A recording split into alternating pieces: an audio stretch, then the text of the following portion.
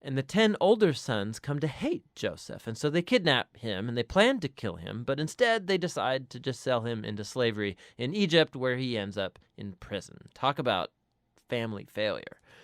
But God is with Joseph. Genesis 38.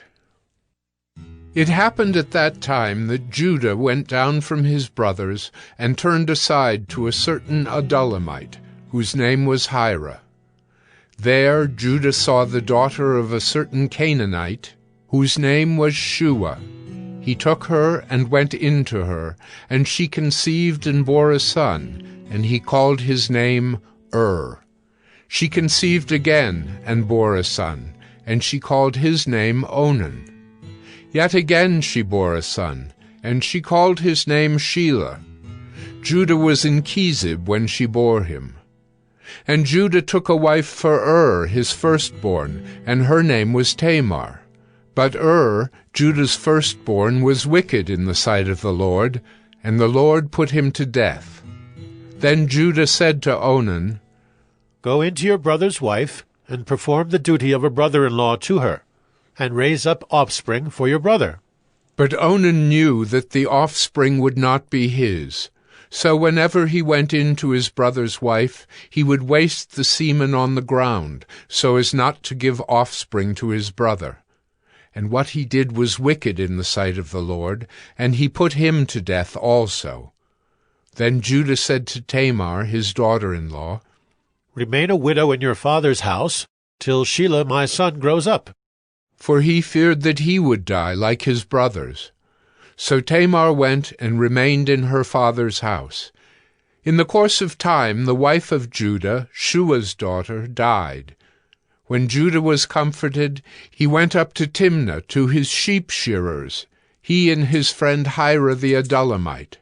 And when Tamar was told, Your father-in-law is going up to Timnah to shear his sheep, she took off her widow's garments and covered herself with a veil, wrapping herself up, and sat at the entrance to Enaim, which is on the road to Timnah. For she saw that Shelah was grown up, and she had not been given to him in marriage. When Judah saw her, he thought she was a prostitute, for she had covered her face. He turned to her at the roadside and said, Come, let me come in to you. For he did not know that she was his daughter-in-law. She said, What will you give me, that you may come in to me? He answered, I will send you a young goat from the flock. And she said, If you give me a pledge, until you send it. He said, What pledge shall I give you? She replied, Your signet, and your cord, and your staff that is in your hand. So he gave them to her and went in to her, and she conceived by him. Then she arose and went away, and taking off her veil, she put on the garments of her widowhood. When Judah sent the young goat by his friend the Adullamite to take back the pledge from the woman's hand, he did not find her. And he asked the men of the place, Where is the cult prostitute who was at Enaim at the roadside? And they said, No cult prostitute has been here. So he returned to Judah and said, I have not found her. Also the men of the place said, No cult prostitute has been here. And Judah replied, Let her keep the things as her own, or we shall be laughed at. You see, I sent this young goat, and you did not find her. About 3 months later, Judah was told, Tamar, your daughter-in-law, has been immoral. Moreover, she is pregnant by immorality. And Judah said, Bring her out, and let her be burned. As she was being brought out, she sent word to her father-in-law. By the man to whom these belong, I am pregnant. And she said, Please, identify whose these are, the signet and the cord and the staff. Then Judah identified them and said, She is more righteous than I, since I did not give her to my son Shelah. And he did not know her again.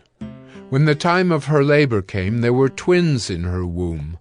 And when she was in labor, one put out a hand, and the midwife took and tied a scarlet thread on his hand, saying, This one came out first." But as he drew back his hand, behold, his brother came out, and she said, "What a breach you have made for yourself." Therefore his name was called Perez. Afterward his brother came out with the scarlet thread on his hand, and his name was called Zerah. Genesis 39. Now Joseph had been brought down to Egypt, and Potiphar, an officer of Pharaoh, the captain of the guard, an Egyptian, had bought him from the Ishmaelites, who had brought him down there. The Lord was with Joseph, and he became a successful man, and he was in the house of his Egyptian master. His master saw that the Lord was with him, and that the Lord caused all that he did to succeed in his hands. So Joseph found favor in his sight, and attended him, and he made him overseer of his house, and put him in charge of all that he had. From the time that he made him overseer in his house, and over all that he had, the Lord blessed the Egyptian's house for Joseph's sake. The blessing of the Lord was on all that he had in house and field. So he left all that he had in Joseph's charge, and because of him he had no concern about anything but the food he ate. Now Joseph was handsome in form and appearance, and after a time his master's wife cast her eyes on Joseph and said, "Lie with me."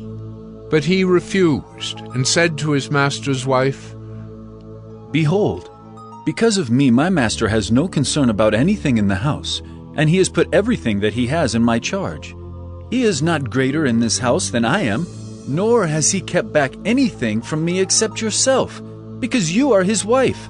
How then can I do this great wickedness and sin against God?" And as she spoke to Joseph day after day, he would not listen to her, to lie beside her or to be with her. But one day, when he went into the house to do his work, and none of the men of the house was there in the house, she caught him by his garment, saying, "Lie with me." But he left his garment in her hand and fled, and got out of the house. And as soon as she saw that he had left his garment in her hand, and had fled out of the house, she called to the men of her household, and said to them, "See, he has brought among us a Hebrew to laugh at us. He came in to me to lie with me, and I cried out with a loud voice. And as soon as he heard that I lifted up my voice and cried out, he left his garment beside me and fled, and got out of the house." Then she laid up his garment by her until his master came home, and she told him the same story, saying, "The Hebrew servant whom you have brought among us came in to me to laugh at me. But as soon as I lifted up my voice and cried, he left his garment beside me and fled out of the house." As soon as his master heard the words that his wife spoke to him, "This is the way your servant treated me," his anger was kindled, and Joseph's master took him and put him into the prison, the place where the king's prisoners were confined, and he was there in prison. But the Lord was with Joseph, and showed him steadfast love, and gave him favor in the sight of the keeper of the prison. And the keeper of the prison put Joseph in charge of all the prisoners who were in the prison. Whatever was done there, he was the one who did it. The keeper of the prison paid no attention to anything that was in Joseph's charge, because the Lord was with him, and whatever he did, the Lord made it succeed. Genesis 40.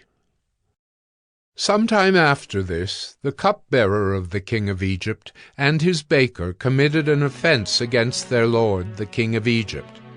And Pharaoh was angry with his two officers, the chief cupbearer and the chief baker, and he put them in custody in the house of the captain of the guard, in the prison where Joseph was confined. The captain of the guard appointed Joseph to be with them, and he attended them. They continued for some time in custody, and one night they both dreamed, the cupbearer and the baker of the king of Egypt, who were confined in the prison, each his own dream, and each dream with its own interpretation. When Joseph came to them in the morning, he saw that they were troubled. So he asked Pharaoh's officers who were with him in custody in his master's house, "Why are your faces downcast today?" They said to him, "We have had dreams, and there is no one to interpret them." And Joseph said to them, "Do not interpretations belong to God? Please, tell them to me." So the chief cupbearer told his dream to Joseph and said to him, "In my dream there was a vine before me, and on the vine there were 3 branches.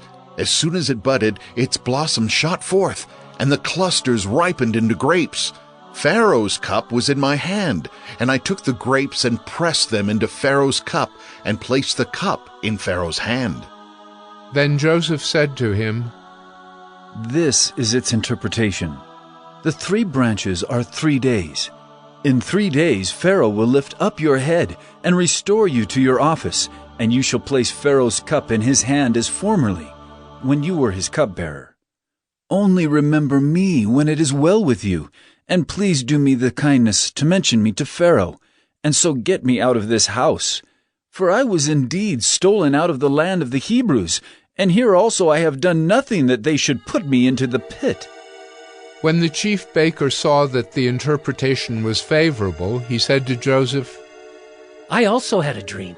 There were 3 cake baskets on my head, and in the uppermost basket there were all sorts of baked food for Pharaoh.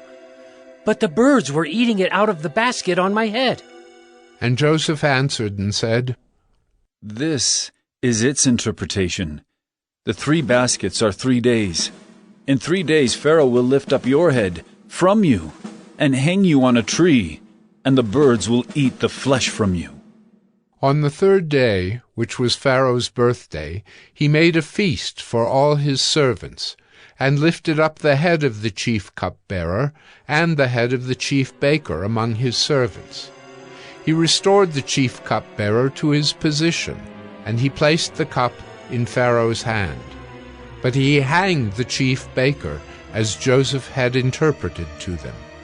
Yet the chief cupbearer did not remember Joseph, but forgot him.